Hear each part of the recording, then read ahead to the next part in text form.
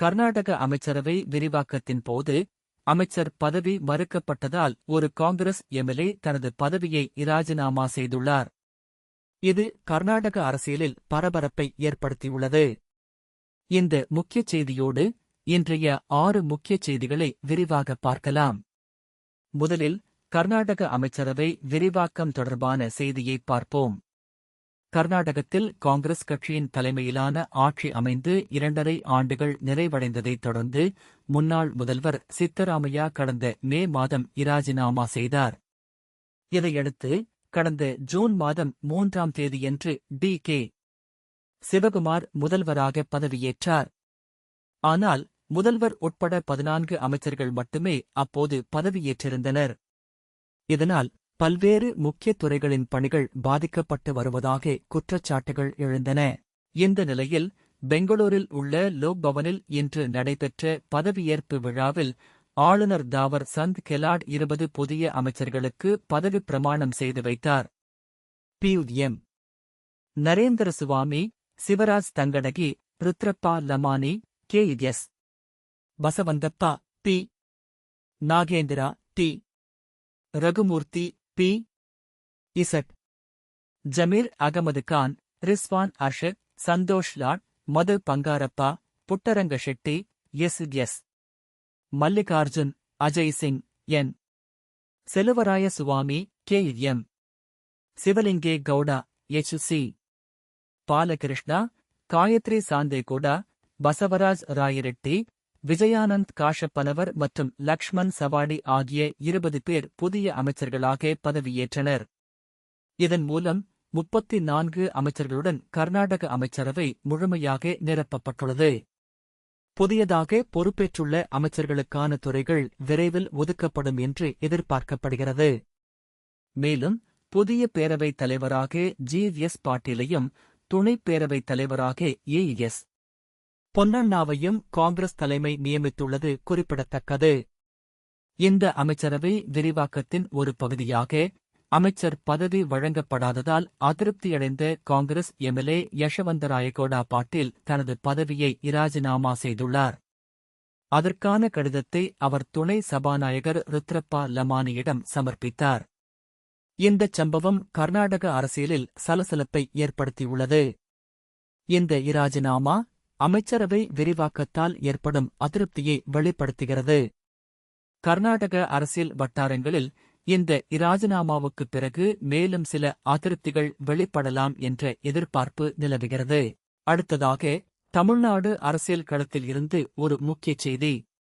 பொதுப்பணி, நெடுஞ்சாலை மற்றும் விளையாட்டு மேம்பாட்டுத்துறை அமைச்சர் ஆதவ் அர்ஜுனா சென்னை கிண்டியில் உள்ள தனியார் நட்சத்திர விடுதியில் நடைபெற்ற இந்திய தொழில் கூட்டமைப்பின் தமிழ்நாடு உட்கட்டமைப்பு உச்சி மாநாடு 2026 சிறப்புரையாற்றினார். அப்போது அவர் கடந்த கால ஆட்சியில் கட்சி நிதி என்ற பெயரில் நடந்த ஊழலை தற்போதைய தமிழக அரசு ஒழித்துள்ளதாக தெரிவித்தார். தமிழ்நாட்டின் எதிர்காலம் இளைஞர்கள்தான் என முதலமைச்சர் நம்புவதாகவும் அதன் அடிப்படையில் இளைஞர்களுக்கான பல அறிவிப்புகள் பட்ஜெட்டில் இடம்பெறும் என்றும் அவர் குறிப்பிட்டார். கடந்த 5 ஆண்டு பட்ஜெட்டுகளை பார்த்தால் கூறிய பட்ஜெட்டையே மீண்டும் நகலெடுத்து கூறுவார்கள் என்றும் அவர் கூறினார். வளர்ச்சியை நோக்கிச் செல்ல வேண்டுமானால் நோக்கம் தேவை என்றும், நோக்கம் இருக்க வேண்டுமானால் வெளிப்படைத்தன்மையான அரசு இருக்க வேண்டும் என்றும், தற்போதைய அரசு வெளிப்படைத்தன்மையுடன் செயல்படும் அரசு என்றும் அவர் வலியுறுத்தினார். ஒரு அரசின் செயல்பாட்டிற்கு உள்கட்டமைப்பு மிகவும் முக்கியம் என்றும், போக்குவரத்து, தொழில்நுட்பம், வணிகம் ஆகிய 3 துறைகளிலும் தமிழ்நாடு அரசு வெளிப்படைத்தன்மையுடன் செயல்பட்டு வருவதாகவும் ஆதவ் அர்ஜுனா தெரிவித்தார். மேலும் சலுகையின் முக்கிய பிரச்சினை ஊழல் என்றும், கடந்த 80 நாட்களில் அனைத்து வசதிகளையும் இணைய வழி மூலமே பெரும் வழிவகையை முதலமைச்சர் கொண்டு வந்துள்ளதாகவும் அவர் குறிப்பிட்டார்.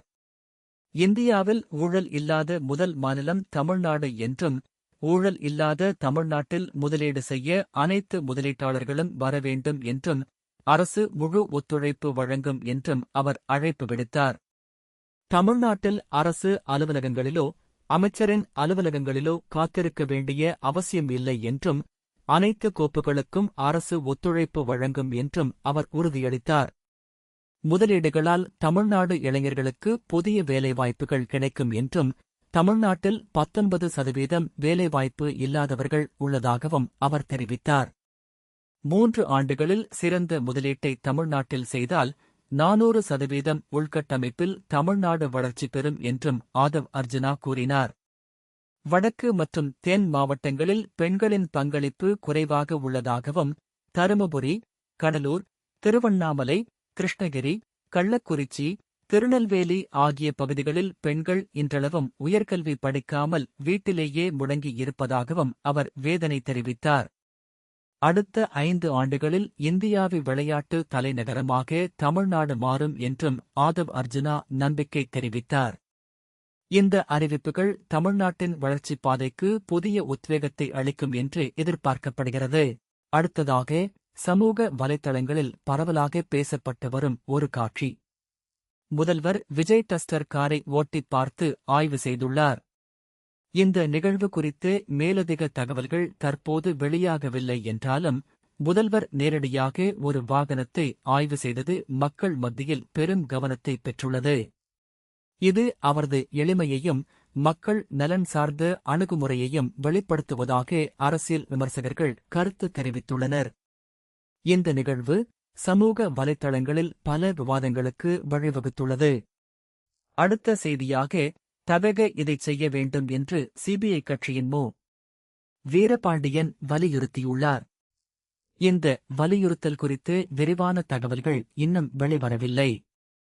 எனினும், ஒரு கூட்டணி கட்சி அல்லது எதிர்க்கட்சி ஒரு குறிப்பிட்ட இயக்கத்தை நோக்கி ஒரு கோரிக்கையை வைப்பது என்பது அரசியல் களத்தில் வழக்கமான ஒன்றுதான். இந்த வலியுறுத்தல் தவக அரசின் கொள்கைகளில் ஏதேனும் மாற்றத்தை ஏற்படுத்துமா அல்லது கூடுதல் நடவடிக்கைகளை எடுக்கத் தூண்டுமா என்பதை பொறுத்திருந்துதான் பார்க்க வேண்டும். அரசியல் வட்டாரங்களில் இது ஒரு முக்கியத்துவம் வாய்ந்த கோரிக்கையாக பார்க்கப்படுகிறது.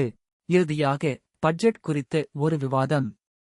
பட்ஜெட் எதிர்பார்ப்புகளை பூர்த்தி செய்வாரா முதல்வர் விஜய் என்ற தலைப்பில் ஒரு பாட்காஸ்ட் நிகழ்ச்சி வெளியாகியுள்ளது. இந்த பாட்காஸ்ட் தவக அரசு தனது முதல் பட்ஜெட்டில் மக்கள் எதிர்பார்ப்புகளை எவ்வாறு பூர்த்தி செய்யப் போகிறது என்பது குறித்து ஆராய்கிறது. முதலமைச்சர் விஜய் தலைமையிலான அரசு தனது பட்ஜெட்டில் கல்வி, சுகாதாரம், உள்கட்டமைப்பு மற்றும் வேலைவாய்ப்பு போன்ற முக்கிய துறைகளில் என்னென்ன திட்டங்களை அறிவிக்கும் என்பது குறித்து மக்கள் மத்தியில் பெரும் எதிர்பார்ப்பு நிலவுகிறது. இந்த பட்ஜெட் தமிழ்நாட்டின் பொருளாதார வளர்ச்சிக்கு எவ்வாறு உதவும் மற்றும் சாமானிய மக்களின் வாழ்க்கை தரத்தை மேம்படுத்த என்னென்ன சலுகைகள் அறிவிக்கப்படும் என்பது குறித்து இந்த பாட்காஸ்ட் விரிவாக அலசி ஆராய்ந்துள்ளது. இந்த பட்ஜெட் அறிவிப்புகள் தமிழ்நாட்டின் எதிர்காலத்தை வடிவமைப்பதில் முக்கிய பங்காற்றும் என்பதில் சந்தேகமில்லை. இந்த பட்ஜெட் குறித்த விவாதங்கள் பொருளாதார நிபுணர்கள் மற்றும் அரசியல் ஆய்வாளர்கள் மத்தியில் முக்கியத்துவம் பெறுகின்றன. முதலமைச்சர் விஜய் தனது முதல் பட்ஜெட்டில் புதிய திட்டங்களையும் ஏற்கனவே உள்ள திட்டங்களை மேம்படுத்துவதற்கும் முன்னுரிமை அளிப்பார் என்று எதிர்பார்க்கப்படுகிறது. குறிப்பாக, இளைஞர்களுக்கான வேலைவாய்ப்பு உருவாக்கம், விவசாயிகளின் நலன், பெண்கள் மேம்பாடு மற்றும் மாநிலத்தின் உள்கட்டமைப்பு வசதிகளை மேம்படுத்துதல் போன்ற அம்சங்களில் அதிக கவனம் செலுத்தப்படும் என எதிர்பார்க்கப்படுகிறது. இந்த பட்ஜெட் அறிவிப்புகள் தமிழ்நாட்டின் பல்வேறு துறைகளில் குறிப்பிடத்தக்க தாக்கத்தை ஏற்படுத்தும் என எதிர்பார்க்கப்படுகிறது. மேலும், இந்த பட்ஜெட் தமிழ்நாட்டின் நீண்டகால வளர்ச்சி இலக்குகளை அடைவதற்கு ஒரு முக்கிய கருவியாக அமையும் என்று பொருளாதார நிபுணர்கள் கருத்து தெரிவித்துள்ளனர். இன்றைய முக்கிய செய்திகளின் சுருக்கத்தை மீண்டும் ஒருமுறை பார்த்துவிடுவோம். கர்நாடக அமைச்சரவை விரிவாக்கத்தின் போது அமைச்சர் பதவி மறுக்கப்பட்டதால் ஒரு காங்கிரஸ் எம்எல்ஏ தனது பதவியை இராஜினாமா செய்துள்ளார். மொத்தம் 20 புதிய அமைச்சர்கள் பதவியேற்று கர்நாடக அமைச்சரவை 34 அமைச்சர்களுடன் முழுமையாக நிரப்பப்பட்டுள்ளது. தமிழ்நாட்டில் அமைச்சர் ஆதவ் அர்ஜுனா தவக அரசு கடந்த கால ஊழலை ஒழித்துள்ளதாகவும், ஊழல் இல்லாத மாநிலத்தில் முதலீடு செய்ய அழைப்பு விடுத்தார். மேலும், முதல்வர் விஜய் டஸ்டர் காரை ஓட்டிப் பார்த்து ஆய்வு செய்தது சமூக வலைத்தளங்களில் கவனத்தை பெற்றுள்ளது. சிபிஐ கட்சியின் மு. வீரபாண்டியன் தவக இதைச் செய்ய வேண்டும் என்று வலியுறுத்தியுள்ளார். இறுதியாக, முதல்வர் விஜய் தனது முதல் பட்ஜெட்டில் மக்கள் எதிர்பார்ப்புகளை பூர்த்தி செய்வாரா என்பது குறித்து பாட்காஸ்ட் வெளியாகி பரவலாக விவாதிக்கப்பட்டு வருகிறது. உலகத் தமிழர்களின் செய்திக் குரல்.